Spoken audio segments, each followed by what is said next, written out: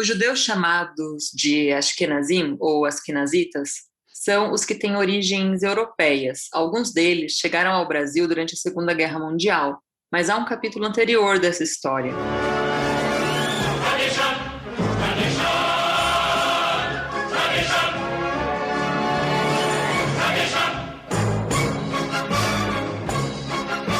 Os judeus que chegaram do leste europeu, que já estão no Brasil há mais de 100 anos. A história judaica é marcada por perseguições, e os judeus no leste europeu têm até uma palavra específica para o que passaram, pogroms. Em Yiddish, o termo quer dizer perseguição a um grupo religioso, e surgiu na Rússia no fim do século XIX. No terceiro episódio da nossa série sobre imigração judaica para o Brasil, nosso tema são os judeus que tiveram de fugir do leste europeu. Esse é o Eu Com Isso, podcast do Instituto Brasil-Israel. Eu sou Ana Clara Buchmann, também conhecida como Malca, ativista comunitária de longa data. E eu sou Amanda Hatzira, pesquisadora de temas ligados à cultura judaica e sociedade israelense. Nosso convidado hoje é o Ronei Citrinovich, doutor em História pela Universidade de São Paulo, e a gente queria agradecer muito você ter aceito o nosso convite. Acho que vai ser uma conversa muito esclarecedora e vai trazer, né, como tem sido essa série no podcast, tem sido aulas de histórias incríveis. Então, muito obrigada, Ronei. Seja muito bem-vindo. Obrigado. Perfeito. Para a nossa primeira pergunta, eu queria entender geografia, né? Será que você consegue me ajudar nesse sentido? Porque meus avós, em particular, meus bisavós vieram da Bessarábia, né? Do que se chamava Bessarábia, e a gente está falando aqui de leste europeu. De que países e de que lugares a gente está falando? Bom, olá Ana, olá Amanda, todos que estão escutando a gente, obrigado pelo convite.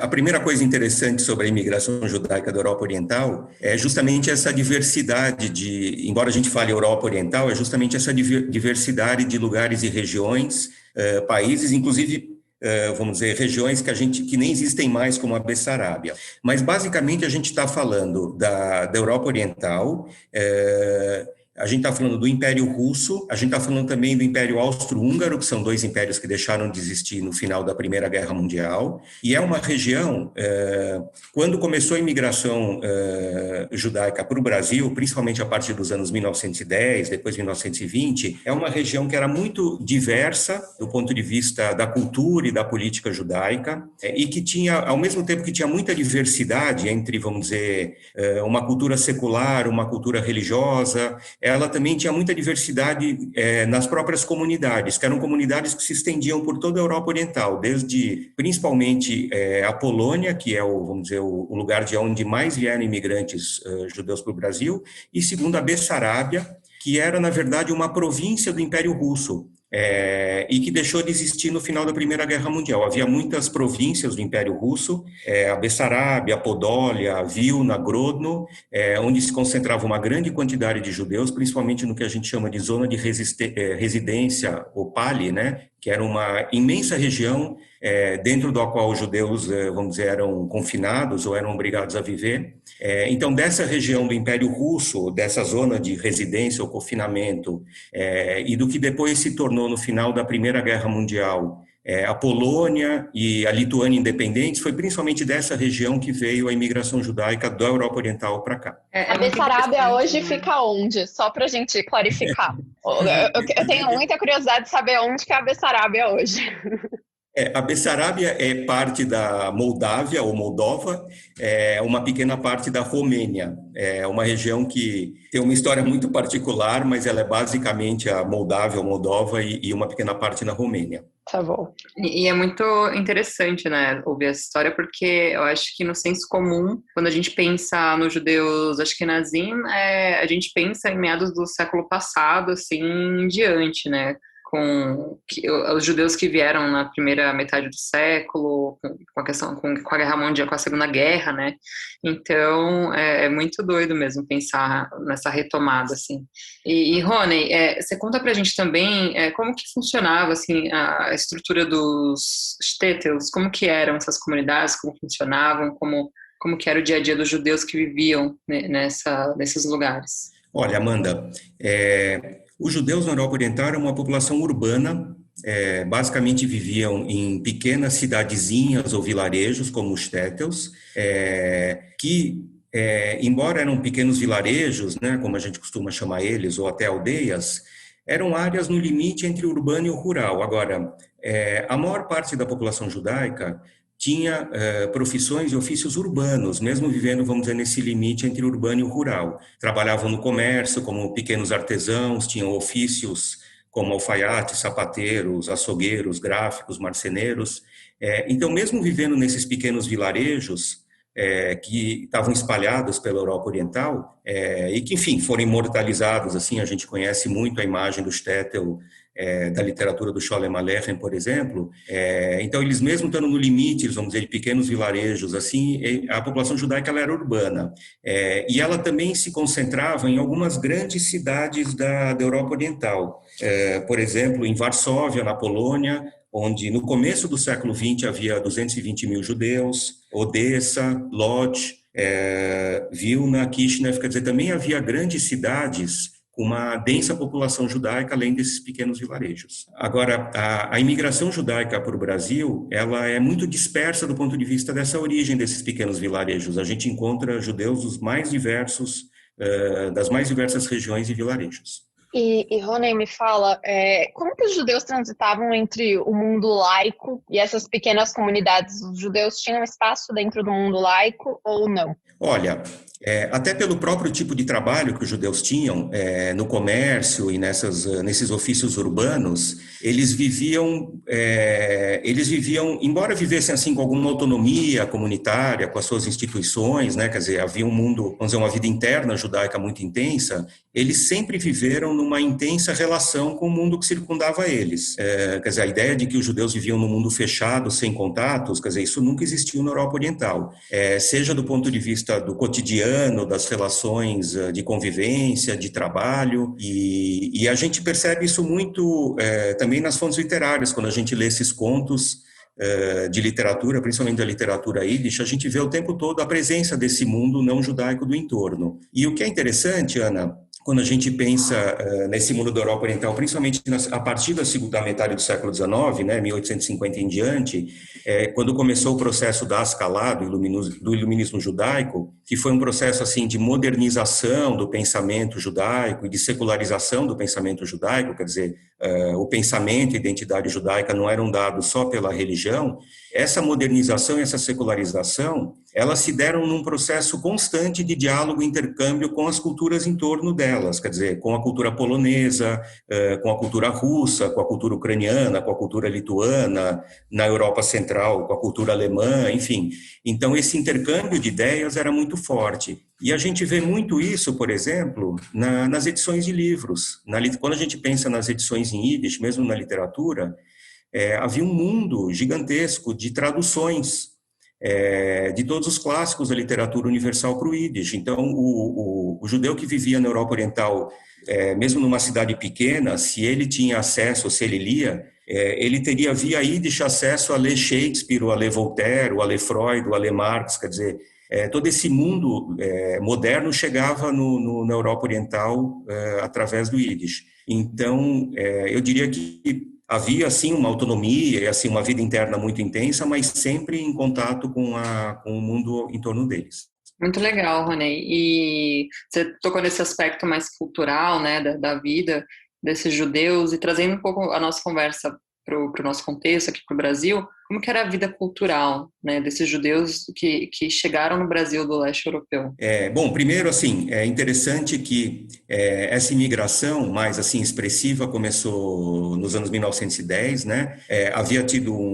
Antes houve uma imigração para o Rio Grande do Sul, das colônias agrícolas no Rio Grande do Sul, que foi uma migração organizada pela Jewish Colonization Association, pela ICA, que até foi uma imigração, assim, parecida com aquilo que a gente mais conhece como modelo de imigração para o Brasil desde o século XIX, de imigração para colônias agrícolas, via organizações que negociavam com estados e tal. A partir dos anos 10, a gente começa a ter essa imigração, e é interessante que entre 1910 e o começo dos anos 1920, existiam 10 comunidades judaicas organizadas em todo o Brasil, em grandes capitais, quer dizer, Rio Grande do Sul, Porto Alegre, Curitiba, São Paulo, Rio, Belo Horizonte, Salvador, Recife, Natal, Belém, Manaus. Belém e Rio de Janeiro são um pouco anteriores a isso, mas é interessante que você já tinha uma vida organizada plenamente organizada com instituições, final dos anos 10, começo dos anos 20. Como vocês mesmas falaram no início, existe essa imagem assim, muito forte de que a imigração judaica para cá é um fenômeno assim, da Segunda Guerra Mundial, do pós-Segunda Guerra Mundial, mas basicamente as instituições e as comunidades estavam formadas em 1920, com essa distribuição geográfica muito ampla no Brasil, que é interessante, porque aí a gente vê uma associação forte entre imigração, urbanização do Brasil, quer dizer, os imigrantes claramente foram para lugares que estavam se desenvolvendo muito, capitais que estava crescendo a população, que tinha uma vida comercial interessante, às vezes um início de vida industrial, e nesse ambiente também das grandes cidades, quer dizer, grandes em termos brasileiros, né, os imigrantes se sentiam melhor também no sentido de, desde oportunidades de trabalho até vamos dizer, sociedades mais abertas do ponto de vista cultural e religioso. Então, nessas cidades, ou nessas capitais que se estabeleceram comunidades, havia uma vida cultural muito intensa, com muitas instituições. E é interessante que, em muitas dessas cidades, entre as primeiras instituições fundadas, estava, por exemplo, uma biblioteca. Então, você tem registro de bibliotecas formadas em São Paulo, em Porto Alegre, em Salvador, na década de 1910. Bibliotecas que eram instituições. Claro que elas eram centros culturais, né?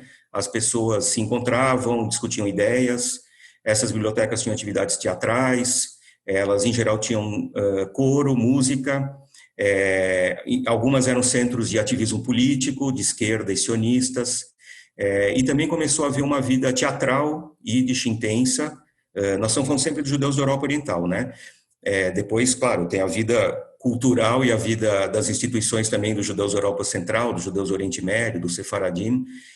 Então, era uma vida cultural muito rica em torno dessas instituições. Muito legal. E tem uma coisa que sempre me pega, que é a parte do hassidismo, né? O hassidismo está muito intrínseco a toda essa cultura que veio do leste europeu. Por que o hassidismo e por que nesses espaços também? E como foi esse processo, claro? Olha, Ana, o hassidismo foi muito forte na Europa Oriental. Vamos dizer, ele penetrou em muitas regiões. Ele tinha um apelo popular muito forte, né? Quer dizer, com todo o misticismo e a relação dele com o que seria na época a religião tradicional. É difícil falar em ortodoxia nessa época, né? Porque a ortodoxia, como a gente conhece hoje, ela também foi uma invenção moderna dentro do judaísmo do final do século XIX, né? Uma contra-reforma, né?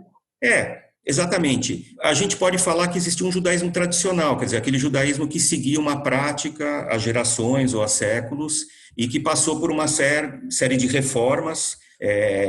Claro, a reforma, como a gente está falando, liberal, tal, é mais Europa Central e Estados Unidos primeiro, mas passou por uma série de reformas, como, por exemplo, o próprio hassidismo, se é que a gente pode falar assim. Agora, o que eu acho que é interessante é que essa vida, mesmo religiosa, ela era muito diversa. Então, muitas vezes, claro, havia regiões que eram claramente, ou vilarejos que tinham, vamos dizer, uma vida mais hassídica, ou mais, por exemplo, na Lituânia, onde havia muitos, o que se chamava de mitnagdim, que eram, vamos dizer, religiosos mais estritos.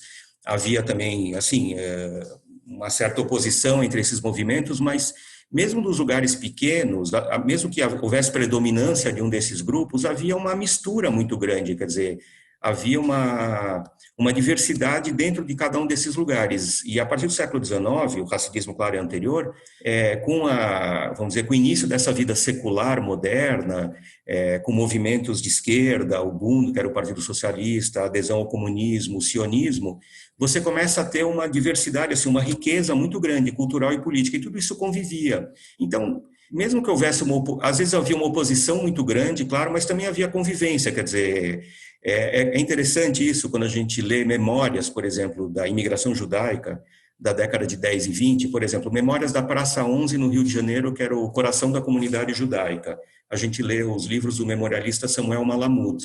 É muito interessante porque, ao mesmo tempo, uma pessoa era um ativista da Biblioteca Sholem Aleichem, que depois se tornou um lugar, vamos dizer, de ativismo comunista, mas ele também cantava, a mesma pessoa poderia cantar no coro do Grande Templo, ou o filho frequentava uma escola que era sionista, quer dizer, sem, assim, atenuar as diferenças entre esses movimentos aí já no Brasil, havia assim uma diversidade muito grande. Agora, Ana, mesmo a ortodoxia, ela também se modernizou, quer dizer, ela era uma reforma moderna. Então, por exemplo, na Lituânia, no século XIX, havia yeshivot, que a gente poderia chamar hoje de ortodoxas, mas que eram, em parte, também como universidades, quer dizer, onde se ensinava o pensamento moderno. Então, as dicotomias nesse sentido, em parte, eram diferentes, né? Interessante, porque quando eu penso, por exemplo, nos meus bisavós, a gente sempre conversa muito que ali a origem da minha família veio muito ali da Bessarabia e uma forma de o violinista no telhado, né? A gente brinca aqui em casa que o violinista no telhado é a história da nossa família, de alguma maneira. E quando você vê o violinista no telhado, ou outros contos também, você não tem um judaísmo que é estruturado e que te fala, esse aqui é o judaísmo tradicional, ou assim, ou assado, né? Ele não é denominativo, ele é um judaísmo que ele está lá porque ele foi assim por bastante tempo. Então, o racidismo realmente foi algo novo, né? Sim, exato. Claro, sempre existiu um judaísmo normativo, né? Quer dizer, sempre existiram conflitos como até hoje, né? Quer dizer, um conflito entre aqueles que querem impor a norma do que é ser judeu e todos os que lutam contra a norma única. Eu acho que assim, a gente poderia até falar, desde o século XIX, a gente poderia falar em culturas e identidades judaicas, no plural sempre, né? Quer dizer, por mais que existisse a tentativa de existir um judaísmo normativo, já havia uma pluralidade grande. Interessante que você falou do violinista no telhado, e não é à toa que ele chega até hoje com, assim, 120 anos depois de ser escrito como romance, né? As histórias do Tevye, não é à toa que ele chega com essa força. E no mundo todo, né? Quer dizer, ele é um sucesso como musical em Nova York há não sei quantas décadas, e quando se pensa em encenar uma peça judaica yiddish, se pensa no violinista no telhado, porque ele captou como ninguém essas transformações do mundo judaico do final do século XIX, do começo do século XX.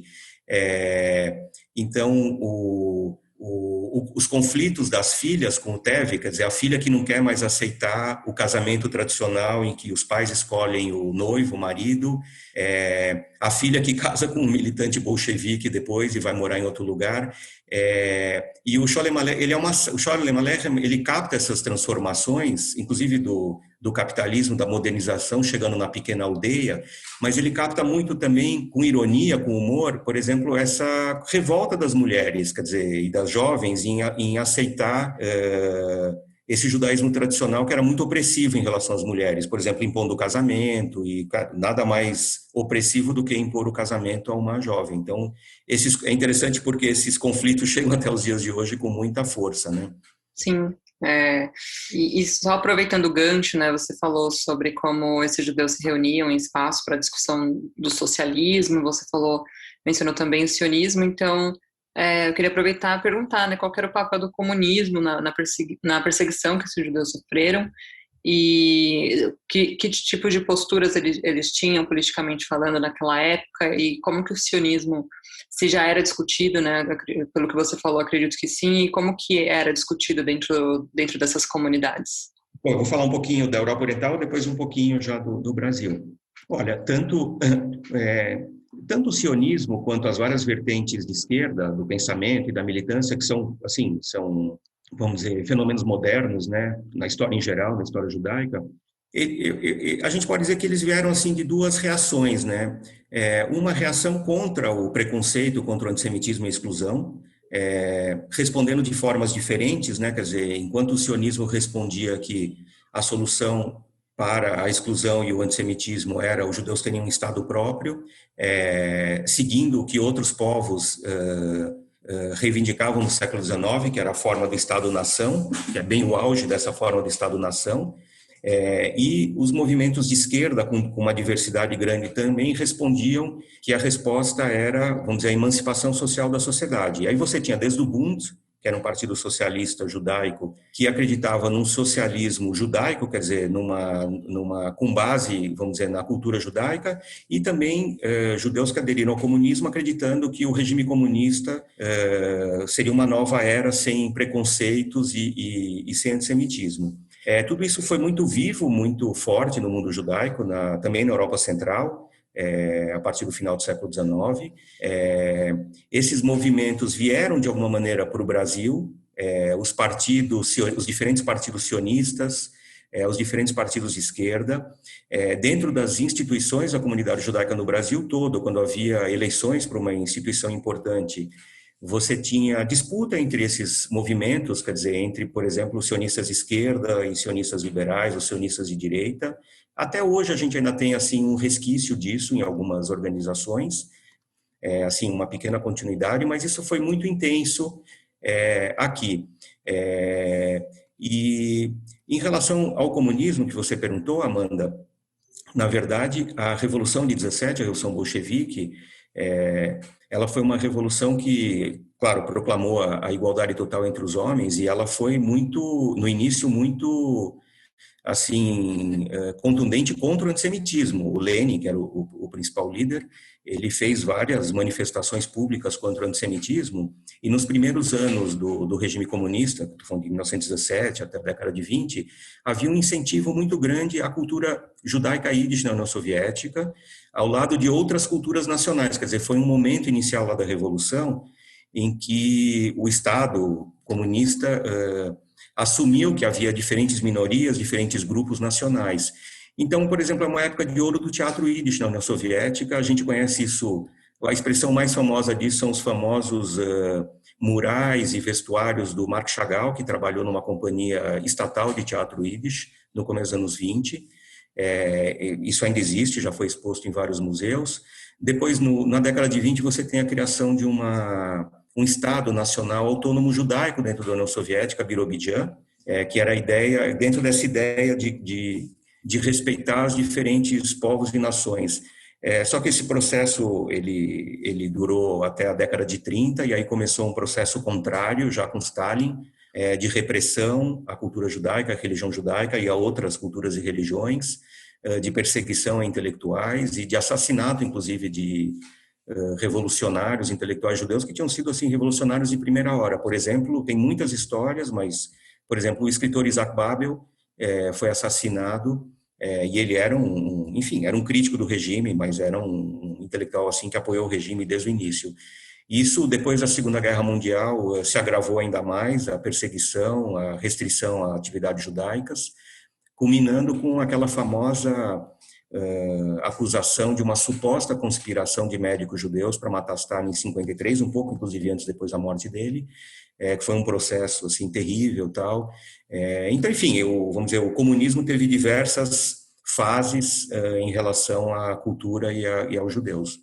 Ok, eu me interesso bastante pela história dos Romanov como um todo, né, Rony? Eu acho muito interessante. Minha dica para os nossos ouvintes é assistir Os Últimos Czares no Netflix, que assim, eu adoro. The Crown, pode colocar Os Últimos Czares, o que tiver de monarquias, eu particularmente acho muito interessante. E aí me vai a pergunta, né? Qual que era a relação dos judeus com o Império Russo na época, né? A monarquia. Então, antes do comunismo vir. Não sei se você respondeu sua pergunta, Ana. Olha, isso é uma história mais longa. Eu diria não diretamente com o monarca, mas com as monarquias. Vamos dizer, a relação das monarquias com as comunidades judaicas variou muito. Como variou, quer dizer, a gente está falando de lugares e regiões onde não havia ideia de democracia, né? Nós não estamos falando de lugares onde vigorava um regime democrático e uma ideia de cidadania. Então, a gente está falando de regimes em que o estatuto e o cotidiano de uma minoria, como judeus e outras minorias, dependia de uma legislação específica, ficava sujeita, vamos dizer, à oscilação dessa política do monarca, ou do rei ou do príncipe. Estávamos então, sempre às margens, né? Acho que isso a gente pode tomar como definição. Sim e não, porque podia receber uma proteção especial. Quer dizer, uma vez que não havia uma ideia de cidadania e democracia, a vida do grupo podia desde receber uma proteção especial do monarca, como um grupo que interessava ou que era protegido, seja porque se acreditava que a presença desse grupo ia desenvolver economia ou outras ideias, ou podia haver um período de restrições, ou inclusive de abertas perseguições. Quer dizer, a grande emigração da Rússia começa em 1881, o grande processo emigratório, principalmente em direção aos Estados Unidos, Canadá, África do Sul, Argentina, quer dizer, isso 40 anos depois da imigração, antes da imigração para o Brasil, por conta das perseguições e das restrições, vamos dizer, da monarquia russa, né? Então, isso oscilou muito. Que você fez, a pergunta geral oscilou entre momentos de proteção e momentos inclusive, de perseguição aberta, né? Uhum. E no início do nosso episódio, a Malca, né, mencionou a questão dos pogroms, e geralmente quando você fala em pogrom, as pessoas costumam lembrar muito da Noite dos Cristais, mas essa é uma palavra que teve origem ainda no Império Russo, né, é uma palavra mais antiga, de um fenômeno que acontecia ainda no Império Russo. Então, eu queria que você contasse para a gente o que eram esses pogroms, né, o que acontecia, por que os judeus foram perseguidos naquele momento, do século XIX, e entre o século XIX e o início do século XX. Olha, Ana e Amanda, houve muitos episódios, ondas de pogroms, de ataques na Europa Oriental, alguns famosos como os de Kishinev, por conta da famosa poesia do Bialik. Em parte, esses pogroms levaram a esse grande movimento de emigração da Europa Oriental, a partir de 1881, mas eu acho que é interessante dizer, então, retomando um pouquinho, quer dizer, como não havia uma ideia de cidadania e igualdade, o cotidiano dos judeus estava sujeito a essas restrições e uma legislação, assim, dependendo da vontade da monarquia. Então, por exemplo, a obrigação de viver nessa zona de residência, o Pali, quer dizer, que era uma região grande, por exemplo, restrições de morar em cidades como Moscou ou mesmo São Petersburgo, restrições de estudar em universidades, havia os números clausus, quer dizer, uma restrição assim muito forte ao ingresso nas universidades, uma restrição que era muito importante, muito impactante, que era do trabalho agrícola, de possuir terras, o que levava os judeus a essas profissões urbanas. Então, de um lado, havia sim um regime, vamos dizer, de restrição, de exclusão, de segregação e também de perseguições, só enfatizando que isso era específico em relação aos judeus, mas também havia em relação a outros grupos. Mas eu acho que é importante a gente não olhar a história judaica e a história dos judeus na Europa Oriental só como uma história do antissemitismo e das perseguições. Ao mesmo tempo em que havia esse regime de exclusão e de muitos momentos de perseguição, também havia uma vida judaica vibrante, muito enraizada, com comunidades assim muito vibrantes e pujantes do ponto de vista social e cultural, com todo esse processo da modernidade, com trocas em relação à sociedade que circundava os judeus, com outras culturas europeias, da Europa Oriental e da Europa Ocidental. Então, acho que é interessante a gente olhar essa história dos judeus da Europa Oriental por esse duplo registro, né? Quer dizer, de um lado entender a história do antissemitismo, mas de outro lado não reduzir o nosso olhar da história judaica a essa história do antissemitismo. Eu acho que, enfim, é uma maneira de a gente pensar e olhar para essas comunidades, porque elas foram realmente comunidades muito vibrantes na sua época. Quando a gente pensa em Varsóvia, em Lodz, em Odessa, que foi uma capital política e intelectual judaica até a década de 1930, e quando a gente pensa no que foi o movimento sionista, com todo o renascimento do hebraico e com todo o ativismo cultural, quando a gente pensa na cultura yiddish, quer dizer, era uma pluralidade de manifestações, de movimentos, então acho que é importante a gente ter esse duplo olhar. E para quem quer fazer um passeio, eu tenho muito interesse, né, de ir visitar e ver ali de onde vieram meus bisavós. Sobrou algo? A gente consegue visitar esses lugares hoje em dia ou não? Olha, Ana, nós estamos falando vou até dar o dado para vocês, nós estamos falando de comunidades que em 1900 tinham mais ou menos 7 milhões de judeus na Europa Oriental. Uhum. 1900. Em alguns lugares isso até cresceu depois. O que na época era quase 70% do judaísmo mundial. Então nós estamos falando de uma região que era o centro do judaísmo mundial, que se deslocou completamente depois da Segunda Guerra Mundial, quer dizer, já tinha um processo de emigração, mas com o Holocausto na Segunda Guerra Mundial, esse centro demográfico e cultural se deslocou completamente, foi destruído, né, e passou para Israel e Estados Unidos. Olha, existe hoje um movimento muito forte assim de recuperação da memória das pequenas comunidades judaicas, e existe um turismo em torno delas.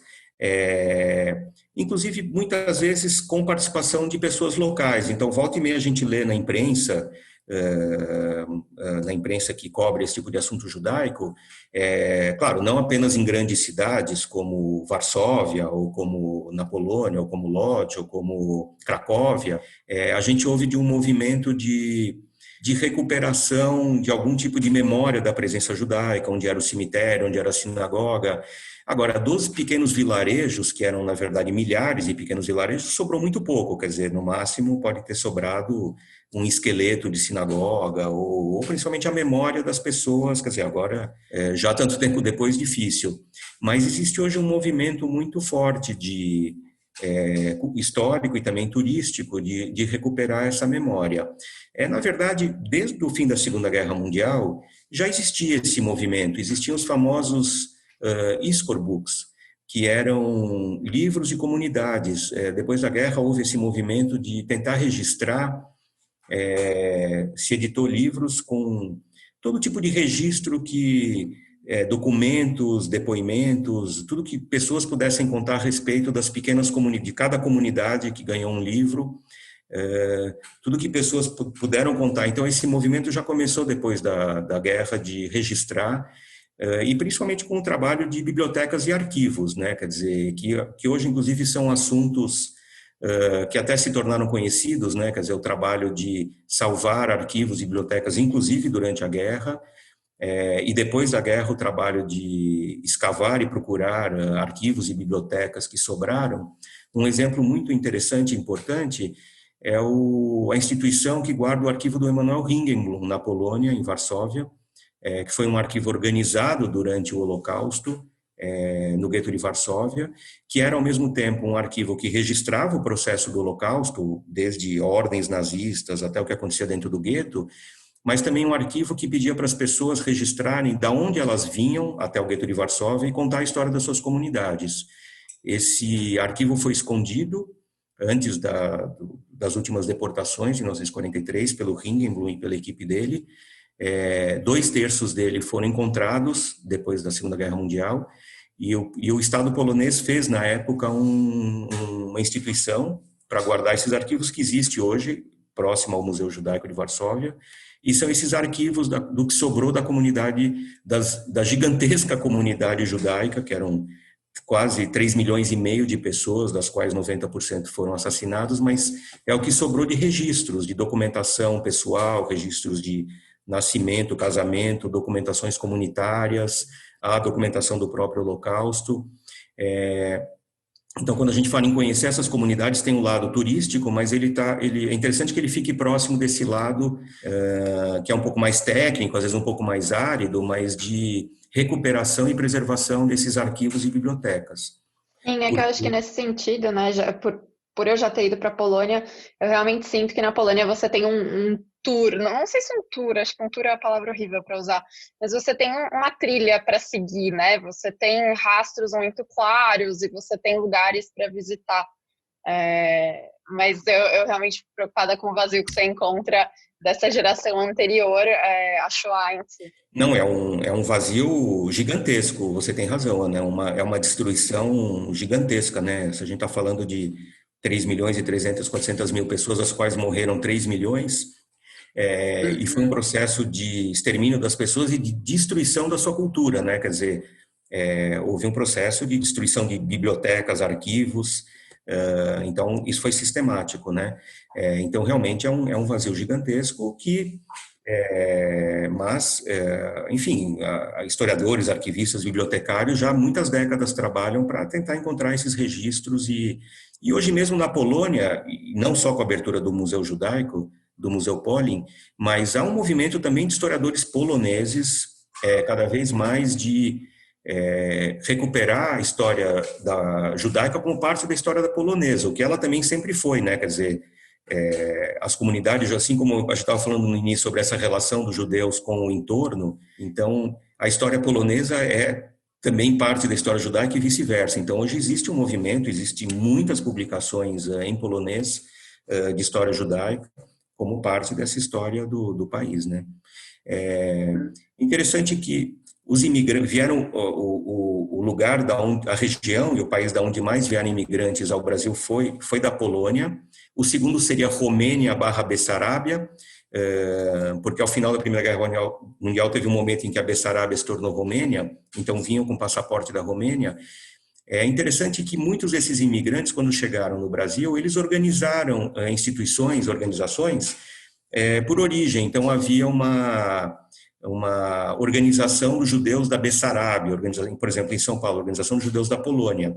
E é interessante porque esses grupos que tinham uma atividade assim importante, eles mantinham essa identidade judaica ídis polonesa ou judaica ídis bessarabiana, por exemplo. Então isso foi muito forte entre os imigrantes da Europa Oriental, manter essa sua identidade como judeus da Europa Oriental. Uhum. E pensando, né, no motivo pelo qual esses judeus vieram para o Brasil especificamente, né, que no nosso episódio sobre imigração marroquina, né, dos judeus que vieram para a Amazônia, a gente viu muito essa ligação, essa escolha feita pelo Brasil por causa do ciclo da borracha, vieram para fazer negócios e acabaram se estabelecendo ali no norte do país. Por que esses judeus, né, europeus vieram, né, chegaram ao Brasil, porque escolheram aqui e por quais partes especificamente eles foram, se resolveram ficar? Tá, Amanda. Olha, em parte os motivos que os imigrantes vieram no século XX são parecidos com aqueles que fizeram eles virem no século XIX. Uma coisa interessante é que o grosso da imigração judaica para o Brasil realmente começou nos anos 10 e no período da Primeira Guerra Mundial, né? Nós estamos falando de 1914, 1918, depois se adensou nos anos 20, e o Brasil só se tornou um destino interessante para a imigração judaica depois que começaram restrições à imigração judaica em países como Estados Unidos. O grande destino da imigração judaica da Europa Oriental e também da Europa Central eram os Estados Unidos. O grande desejo e o grande lugar, assim, o lugar realmente para onde os imigrantes queriam ir era os Estados Unidos, também Canadá, Argentina, que foi um país muito importante, África do Sul. Quando começaram restrições legais, os Estados Unidos começou a barrar a imigração no comecinho dos anos 20, embora a imigração judaica já tivesse começado aqui, aí se adensou a imigração judaica ao Brasil, quer dizer, aí o Brasil passou a ser um destino viável. Fechadas as portas nos Estados Unidos, o Brasil se tornou um destino viável e o Brasil era um país oferecia um horizonte de muita esperança, assim como oferecia para a imigração marroquina, judaica marroquina e de outros lugares do norte da África na primeira metade do século XIX, aqui também. E o que era esse horizonte de esperança? Basicamente, a ideia de encontrar trabalho. Claro que os judeus estavam saindo de situações muito precárias de trabalho, mas mais do que situações precárias de trabalho, os imigrantes estavam saindo de uma condição de falta de esperança, falta de horizonte, falta de futuro. Isso é muito recorrente nas memórias dos imigrantes que escreveram em português. Quando eles olhavam para o futuro, para o seu horizonte, quando pensavam nos filhos, eles viam um mundo de poucos horizontes. Isso significa poucas chances de trabalho, de liberdade, no sentido de liberdade religiosa, comunitária. E o Brasil realmente oferecia isso, esse horizonte. Então, os imigrantes, eles rapidamente imigraram para 10 diferentes capitais do Brasil, né, de sul, sudeste, norte, nordeste. Belém, Rio de Janeiro são um pouco mais antigas, né, do século XIX, e essas cidades, essas capitais ofereciam perspectivas de trabalho, ofereciam uma perspectiva de tolerância, de liberdade religiosa, cultural, de mobilidade. Quer dizer, imagina que uma população que vinha de tantas restrições da Europa Oriental, de não poder morar em certas cidades, não poder exercer certas profissões e não poder ter uma série de restrições, quer dizer, de repente no Brasil isso não acontecia. O que não quer dizer que não houvesse preconceitos e estereótipos no Brasil, mas eles não foram predominantes, quer dizer, o antissemitismo, nós estamos falando do século XX, né? Existe um período de 30 a 45, lá o período do Vargas, que a gente pode falar, um período um pouco diferente, mas a gente pode dizer que o antissemitismo não foi determinante assim na história dos judeus no Brasil. Quer dizer, esse período inicial foi um período de muita liberdade e de mobilidade, inclusive. Mobilidade entre as comunidades, mobilidade de trabalho, mobilidade de formar instituições. É isso. A gente está falando de uma experiência dos imigrantes judeus. Claro que isso nada tem a ver com a ideia de qualquer tipo de mito de igualdade racial no Brasil. Quer dizer, a gente sabe que havia grupos imigratórios que foram proibidos de vir ao Brasil. Então, por exemplo, no século XIX até 1908, a imigração asiática era proibida ao Brasil. Imigrantes do Japão só vieram depois de 1908. Imigrantes asiáticos, em geral, não eram bem-vindos ao Brasil. Imigrantes negros, mesmo dos Estados Unidos, não eram bem-vindos ao Brasil. Quer dizer, a legislação e o Estado impedia ou restringia, ou em geral impedia mesmo a entrada desses imigrantes. Então não é que todos os imigrantes eram bem-vindos. Uma parte deles, como o Brasil é um país de imigração também, com todas as ideias de branqueamento e outras, a partir do século XIX, o Brasil começou a receber muitos imigrantes europeus brancos, em geral católicos, também protestantes. Mas então, assim, a imigração judaica está dentro desse contexto, para a gente não tornar tudo assim um paraíso, que o Brasil era um paraíso de imigrantes. Não, havia também restrições e preconceitos, para não falar, claro, de toda a questão em relação a negros e índios, que eram, enfim, objeto de racismo e exclusão, e no caso dos índios também de genocídio, mesmo no século XX, né? Então, no caso dos imigrantes judeus, pelo menos até 1930, a experiência foi essa, quer dizer, uma experiência de muita liberdade de constituir suas comunidades, suas instituições, suas sinagogas, exercer profissões livremente. Claro que a gente sempre pode olhar e dizer, mas os judeus podiam entrar na diplomacia. Claro, havia setores assim aristocráticos, tradicionais, onde o ingresso de judeus não era bem-vindo. Mas não era essa experiência vamos dizer, do imigrante comum que queria trabalhar, enfim, e frequentar as suas instituições. Legal.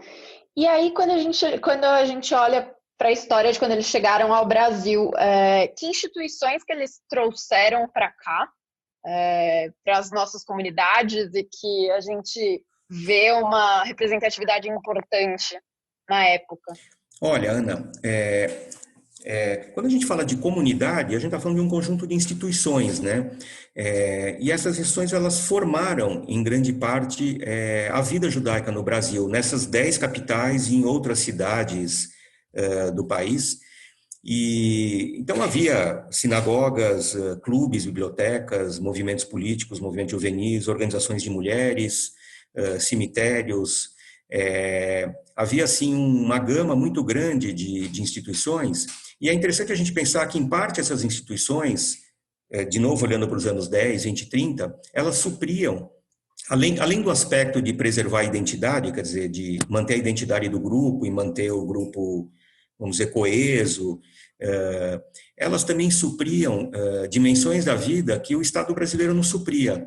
Então, quando a gente pensa 1910, 1920, um imigrante judeu chegava aqui e tinha acesso à escola, muitas vezes, da comunidade judaica, né, do ponto de vista de instituições, assistência social, saúde, cooperativa de crédito, clubes recreativos sociais, além da vida cultural, política, biblioteca.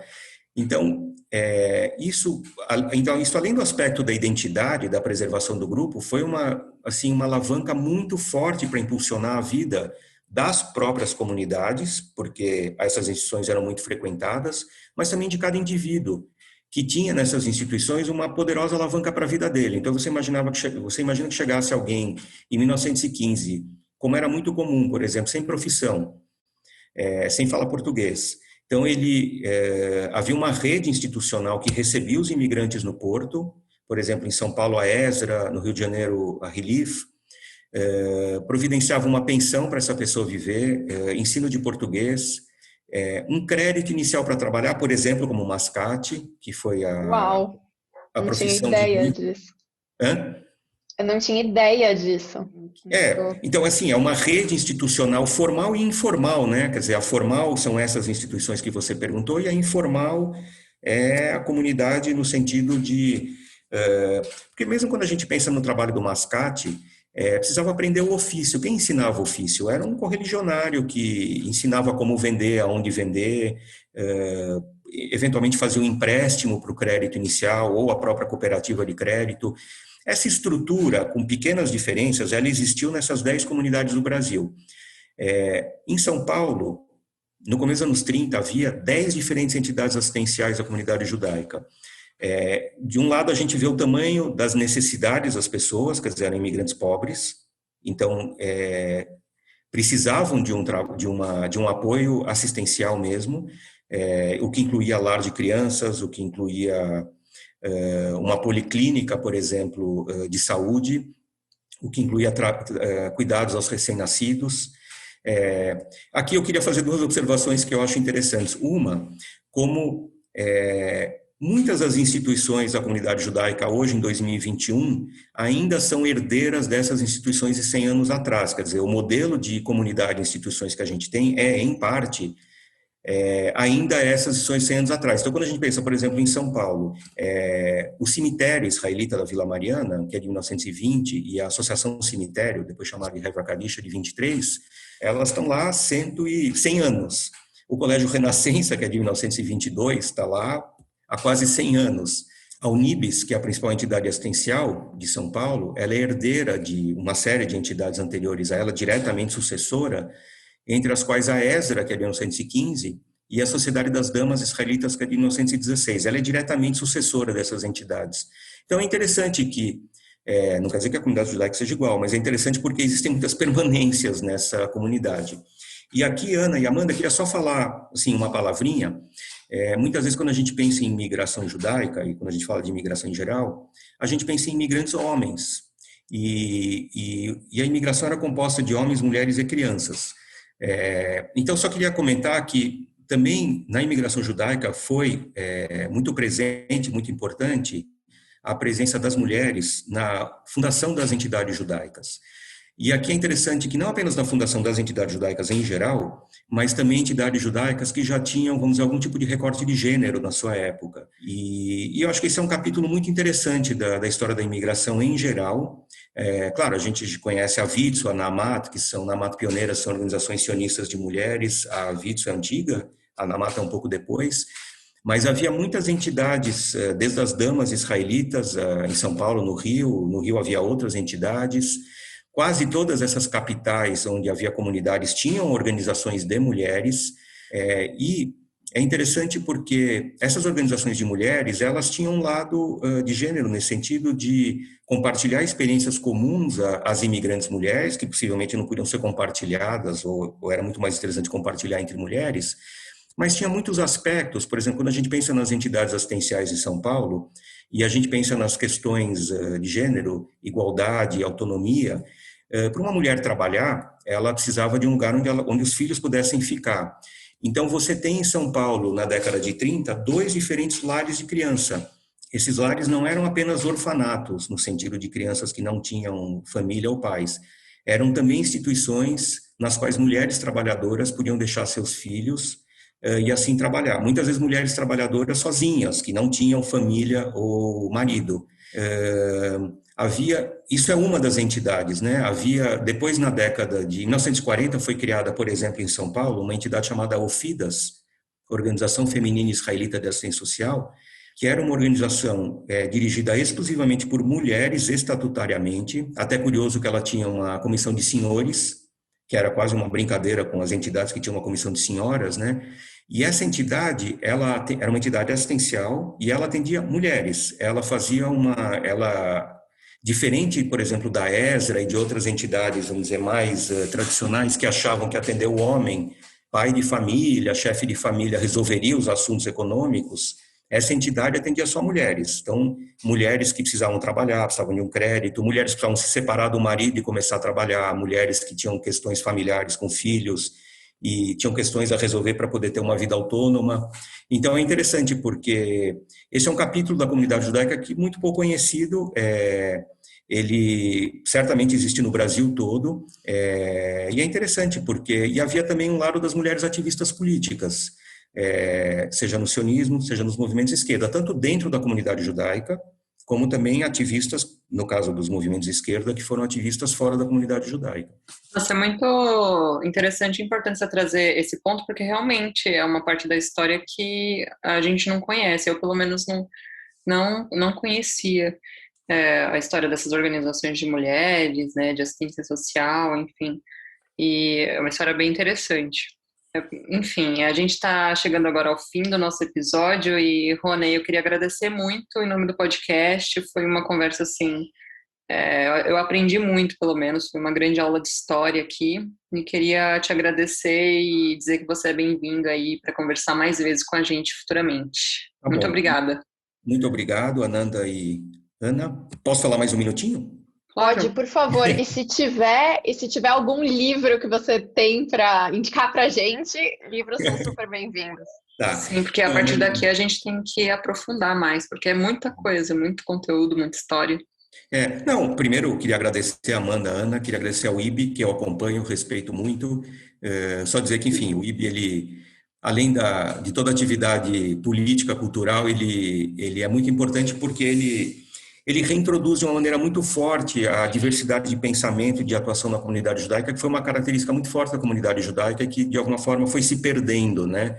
Então, essa ideia da pluralidade, essa ideia de outras opiniões, essa ideia do diálogo, essa ideia da conexão com outros grupos, o diálogo com negros e com outros grupos no Brasil e no mundo, quer dizer, eu acho isso muito importante, porque é interessante olhar, assim, do ponto de vista da história, que essas eram características também da comunidade judaica desde o seu início, essa ideia do diálogo com outros grupos, da inserção no Brasil dessa maneira, da pluralidade. Então, eu acho muito importante esse trabalho do IB, que eu acompanho, e eu acho que é interessante quando a gente pensa na história, essa ideia, muitas vezes assim, que a gente ouve por aí, de que a gente já conhece a história da comunidade judaica, e na verdade ela tem um imenso manancial desconhecido para todos nós, de temas ainda a conhecer, a pesquisar, então seja a história das mulheres, seja a história das comunidades do Nordeste, seja a história das edições de livros, seja a história das bibliotecas, assim, tem muitos assuntos para pesquisar, para conhecer, então acho que é interessante, enfim, só deixar esse... E muito obrigado e tchau para vocês. Muito obrigada, viu? E até uma próxima. O livro, né? É verdade. Olha, assim, para indicar um livro para os ouvintes... se tiver algum, né? Olha, eu vou... bom, tem alguns livros interessantes, mas eu vou indicar sobre a história dos judeus em geral no Brasil. Eu indicaria os livros do Jeffrey Lesser, que é um historiador norte-americano que tem alguns livros sobre o Brasil e a questão judaica e outros. Ele é muito interessante porque é sempre uma história comparativa com outros grupos. É uma história que vê sempre os judeus e a imigração judaica comparando com outros grupos e outras imigrações, o que faz a gente sempre entender melhor. E só para indicar assim, um cronista memorialista da imigração, por exemplo, Samuel Malamud, que é um grande cronista da imigração judaica no Rio de Janeiro, livros como A Praça 11 e outros, enfim, só para deixar duas indicações. Oi pessoal, aqui é a Anitta Efraim, eu sou jornalista, fanática por futebol e estou aqui para trazer para vocês algumas das notícias do mundo judaico. A primeira notícia fala sobre Israel e Brasil. Teve uma delegação do Brasil que foi para Israel para poder conhecer o Hospital Ichilov em Tel Aviv, que é onde está sendo desenvolvido o ExoCD24. É um spray nasal que está sendo estudado e poderia ser uma cura, um tratamento para pacientes com Covid-19. Até agora esse medicamento foi testado em 30 pessoas, não tem ainda amplos estudos, mas mesmo assim essa comitiva brasileira do governo do Jair Bolsonaro foi para Israel para saber mais sobre esse medicamento, esse spray nasal. Acontece que, segundo o portal Ynet, a delegação tentou ir ao hospital, mas o pedido foi negado. O que aconteceu foi que os médicos ligados a esse experimento foram até o hotel onde estava a comitiva brasileira, mas não deu para os brasileiros irem até o hospital conhecer mais sobre esse medicamento. Entre os membros da delegação estão o Eduardo Bolsonaro, deputado federal e filho do presidente Jair Bolsonaro, e também Ernesto Araújo, que é o ministro de Relações Exteriores. Inclusive, sobre o Ernesto Araújo, aconteceu até um episódio que chamou bastante atenção, em que ele estava com o Gabi Ashkenazi, que é o chanceler de Israel, e ele foi tirar uma foto e estava sem máscara, e foi chamada a atenção do Ernesto Araújo para que ele colocasse a máscara para se aproximar do Gabi Ashkenazi. E atualizando um pouquinho para vocês como está a situação da vacinação em Israel. Segundo o monitoramento do site Haaretz, até agora Israel tem 5.056.000 vacinados com pelo menos uma dose. Isso quer dizer que 54% da população já recebeu a primeira dose da vacina. A vacina que está sendo usada em Israel é a vacina da Pfizer. E 43% da população já foi vacinada com a segunda dose. E esse é o cenário da vacinação em Israel. Israel continua sendo o país no mundo que mais vacinou percentualmente e tem 811 mil casos e 5.900 mortes por Covid-19. Por fim, queria lembrar a vocês que no dia 23 de março vai ter eleição em Israel de novo. Sim, de novo, a gente ainda vai tratar desse tema aqui nos próximos episódios, mas para quem tiver interesse e quiser saber mais, o site Conexão Israel, que é conexãoisrael.org, fez um guia para todo mundo poder conhecer os partidos envolvidos na eleição. Então, quem quiser, entra lá e você pode saber quais são os partidos e as propostas deles. Entre os partidos estão o Meretz, Likud, o Avodá, que é o Partido Trabalhista, a Lista Unificada, que é dos partidos árabes, o Yesh Atid, que é o partido do Yair Lapid, Israel Beiteinu, a Kahol Lavan, do Benny Gantz, que estava teoricamente nessa coalizão que está no poder agora, e vários outros. Então, quem estiver interessado, fica a dica para entrar no Conexão Israel e ver esse guia das eleições.